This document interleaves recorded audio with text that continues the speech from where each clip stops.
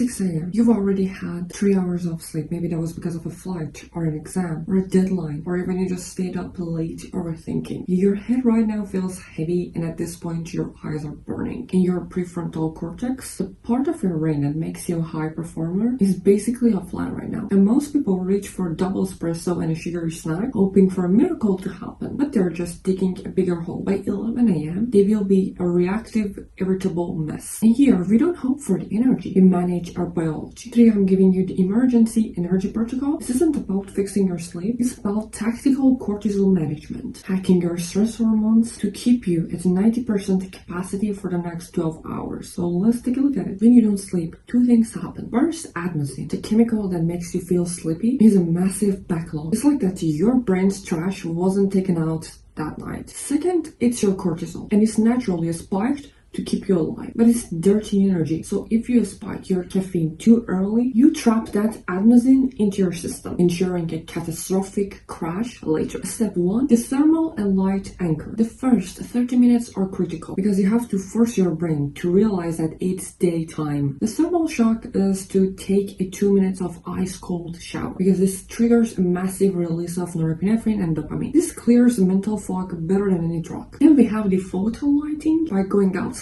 immediately because you need to get 10 to 20 minutes of direct sunlight. This triggers your cortisol awakening response. You're telling your brain that the hunt is on, keep the light on. So the rule is no sunglasses, no windows, direct photons to the retina. Step 2, tactical caffeine. This is where most people fail. Try not to drink coffee for the first 2 hours, or at least the first hour that you wake up. Instead, drink 1 liter of water with half a teaspoon of sea salt, because sleep deprivation causes a massive electrolytes depletion. Your fatigue is often causing from dehydration. So wait for 1 to 2 hours. Let your natural cortisol just clear out some of those adenosines. And when you do have a caffeine, please don't chug just an energy drink like a Monster or something like that. Take a small, frequent doses because this keeps your mental RAM stable rather than giving you the jitter and the crash that makes you also reactive by the lunch. Like literally, I woke up about 6:30 or something, and right now it's just 7:23,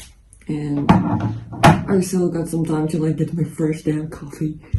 And you can tell from my face that all I can think of is like coffee, but no, because whenever I force myself to be like this, honestly, later on I feel much more better than when I just instantly jump to the coffee, you know? So instead I try to have some water or make some tea or like even warm water or something like this to pass these 1-2 hours, and then I get to the coffee. Step 3, linear task only. Alright, so you have to accept reality right now. Your creative RAM is just limited today. So move all the high level of deep work and deep focus or complex strategy work to tomorrow, because today is just for linear tasks, emails, admins, filing, or even, for example, if you're a student, just writing your notes or organizing them, or just attending to lecture, because these tasks require less prefrontal cortex power and rely more on basal ganglia, the habitual part of the brain. So you are still being productive, but you aren't forcing your brain that's in the survival mode right now to do 4D chess, because sovereignty is to know when to pivot based on your current capacity. Around 2 p.m., the adrenaline will wear off. The hangover effect will try to take you down. So try to do 20 minutes of non-sleep deep rest or yoga. Don't nap, because napping here will just leave you like a zombie. Do 20 minutes of zero inputs. Just close your eyes and rest to reset your dopamine, because this allows you to finish the emergency sprint. You don't aim for 3 hours of sleeping nights, but as a high performer, you must be prepared for that. Stop being the victim of your tiredness, manage that cortisol, anchor the light, and do the linear tasks. So the challenge that I have for you, if you're watching this right now on low sleep, stop scrolling, get your sunlight, drink your salt water, and delay that coffee. Comment below if you're using the protocols,